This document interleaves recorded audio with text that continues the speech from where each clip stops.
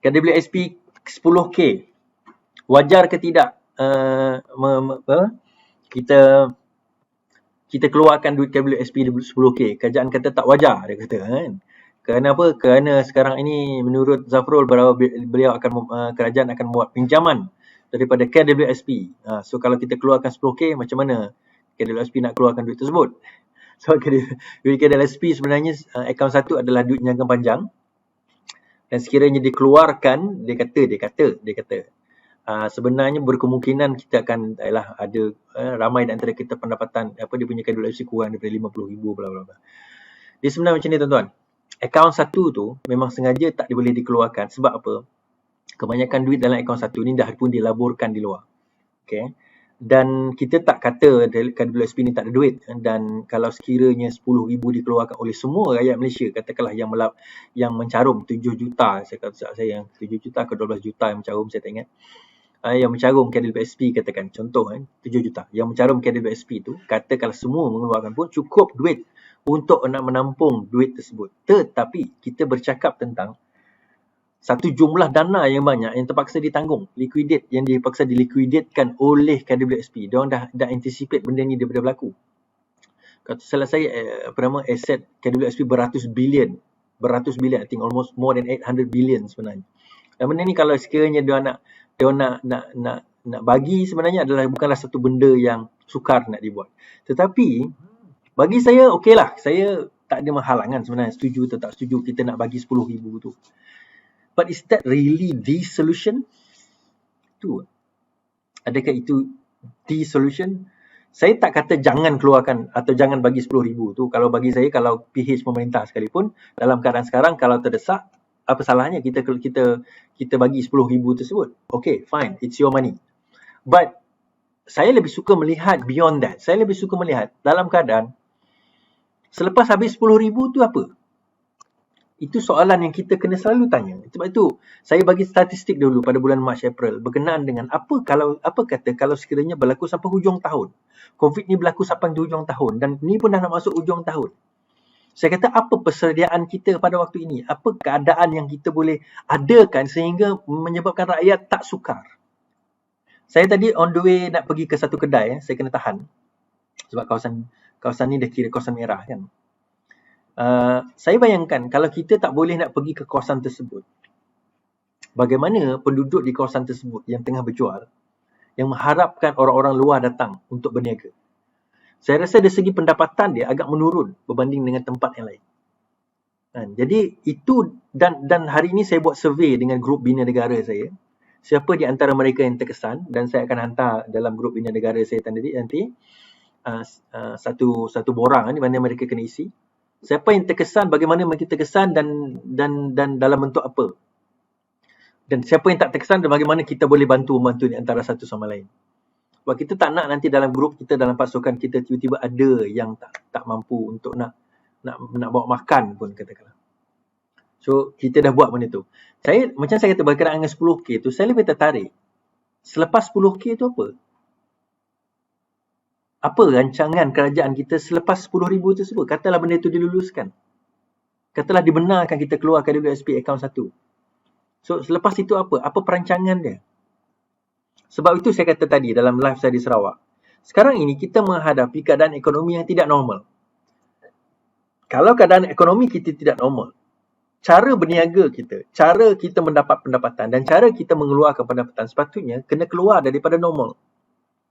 Kita dah tak boleh bercakap tentang tak boleh keluar duit KWSP 1 sebab itu, sebab ini. Sebab itu saya kata ini bukan normal. Ini keadaan tidak normal. Nak bagi 10,000 bagi saya wajar. Kita kena bagi 10,000 tersebut. Kena. Kepada rakyat. Biar dia keluarkan duit dia sendiri. Mungkin kalau dia kurang 10,000, kita bagi certain percentage kepada berapa yang dia boleh keluarkan. Contoh. Itu antara benda yang mungkin kita boleh utarakan. Kenapa? Dalam keadaan yang sekarang ini, itulah antara duit simpanan yang mereka ada. Kita kena faham bahawa kalau kita ada duit simpanan pun, duit simpanan tu dah habis dah. Saya dah kata itu bulan Mac. Maksimum kalau kita kena buang kerja bulan Mac adalah 6 bulan. Mac, April, Mei, Jun, Julai, Ogos, September. 6 bulan dah tuan-tuan. Siapa yang kena buang kerja pada bulan Mac, September, Oktober adalah tempoh kalau mereka ada simpanan 6 bulan. Simpanan tersebut sudah habis. Moratorium tu dah habis. So what's next? So apa selanjutnya? Ada di antara bank yang memberi ihsan supaya diadakan apa orang kata dia lanjutkan for another 3 years, 5 years. Okay lah, that's good. Antaranya kalau tak salah saya Maybank, antaranya ada a few other banks yang offer extension kepada moratorium. Okay, good. Now, bagaimana pula dengan yang tak? Bagaimana pula dengan yang tak dapat extension tersebut? Bagaimana pula dengan contohnya kalau dia dibuang pekerjaan tu sekarang ataupun kerja dia terpaksa di hold kerana tengah menunggu ekonomi itu pulih. Ada dia dapat kerja. Hari dia dapat kerja tu dia COVID. COVID tu kata terpaksa hold dia punya kerja, tunggu next year. Dan dia tak boleh dapat kerja lain. So kena bawa lah Grab, kena buat lah pendapatan yang memungkinkan untuk dapat pendapatan sekarang ini. No, isu tersebut antara benda yang sekarang ini saya rasa rakyat secara keseluruhannya merasai perkara ini. Dan kita tidak ada satu penyelesaian yang betul-betul solid dan konkret kepada apa yang sedang kita hadapi sekarang ini. Yang solid dan konkret. Saya punya main kontraktor saya pun terpaksa tak ada office dah sekarang. Saya pun tengah fikir macam mana dia nak bayar saya ni. Kan? So hopefully dia okey lah, selamat. Tapi poinnya adalah dalam keadaan suasana yang ada sekarang ini memungkinkan rakyat hidup lebih menderita. Sebab tu 2 malam lepas saya mempersoalkan, jangan kita fikir kalau COVID ini berakhir hujung tahun ini. Cuba kita fikir bagaimana kalau COVID ini berlangsung 2 tahun lagi. 2022 pun tak settle lagi masalah COVID. So macam mana? Kita 6 bulan kita menghadapi situasi negara kita dah tonggang langgang. Betul, seluruh dunia tonggang langgang. Betul. Tetapi what if kalau sekiranya kita tak come up with a solid plan, the next 6 months to 12 months, apa akan berlaku? 6 bulan ke 12 bulan lagi apa akan berlaku? Saya kata pada bulan Mac hari itu, kita mula-mula kesan COVID ni pada bulan Januari. Kajian pada bulan Mac mengatakan bahawa vaksin itu mungkin akan dapat pada akhir tahun ini, hujung tahun ini. Human trial itu boleh bermula awal tahun depan. Tapi untuk kita dapat validity kepada human trial, sekurang-kurangnya 2 tahun. So bayangkan 2021, 2022, mungkin 2023 baru kita keluar daripada keadaan ini. Bayangkan kalau sekiranya keadaan ini berlarutan for another 3 years, tuan-tuan dan puan. Kita bukan minta, tetapi kadang-kadang dalam planning, we have to expect the worst. But go for the best lah. Kita have to expect the worst. Nah, kita fikir sendiri, gunakan akal otak kita ni, kita fikir sendiri. 6 bulan ni, apa Muhyiddin Yassin, apa Zafrul, apa Azmin dah bagi kepada kita dalam bentuk plan dan jaminan daripada segi makanan, pekerjaan, pendapatan kita. Ini tak payah cerita macai, tak macai, wala on, tak wala on. Apa yang mereka dah bagi secara solid plan? Yang saya tahu mereka dapat jawatan JLC, kan? Ada pemuda armada tu dapat 3 jawatan CEO kepada apa nama JLC, GOC ke apa ke? Gaji mereka 9-10 ribu setiap satu JLC. Rakyat tinggal apa? Dia ada memikirkan tak? Kita lepas ni nak kena apa? Fikir apa ni? Jadi kita nak fikir apa? So dia kata apa? Kita nak buat darurat. Untuk apa? Dia buat darurat tu untuk apa? Sebab COVID ni makin tinggi, kita kena buat darurat. Kita pernah buat PKP sebelum ni. Kenapa kita tak buat PKP je? Kerana takut ekonomi tutup. Dan kalau kita buat darurat, apa beza dia? Hari itu dia announce ada darurat, stok kita, bursa saham turun. Dan sekarang ini dijangkakan sehingga 6 hari bulan, bursa saham akan berkembang secara perlahan. Ekonomi kita akan berkembang secara perlahan, tuan-tuan. So kita sekarang ini dipimpin oleh pemimpin yang bagaimana? Pemimpin yang bagaimana sekarang ini memimpin kita? Bagi saya, pemimpin yang memimpin kita yang ada sekarang ini, yang sekarang ini bersama dengan kita adalah pemimpin-pemimpin yang tidak mampu untuk berfikir Macam mana cara untuk nak keluarkan rakyat daripada kesusahan ini? Yang dia tahu fikir adalah macam mana nak kekal berkuasa. Kenapa? Kerana dia sendiri berada dalam keadaan tidak stabil. Sekejap Datuk Seri Anwar serang dia, sekejap UMNO serang dia, sekejap PAS serang dia, sekejap Warisan serang dia. Semua berada dalam keadaan tidak stabil. Kenapa dia tidak stabil? Sebab dia adalah kerajaan yang terbentuk daripada pengkhianatan. Orang yang hidupnya daripada benih-benih pengkhianatan, hidupnya tidak akan lari daripada duri yang akan mencocok dirinya sendiri. Dan itu yang dia kena hadapi, yang sedang dia hadapi sekarang. Ini dipanggil, kalau dalam Hindunya, karma.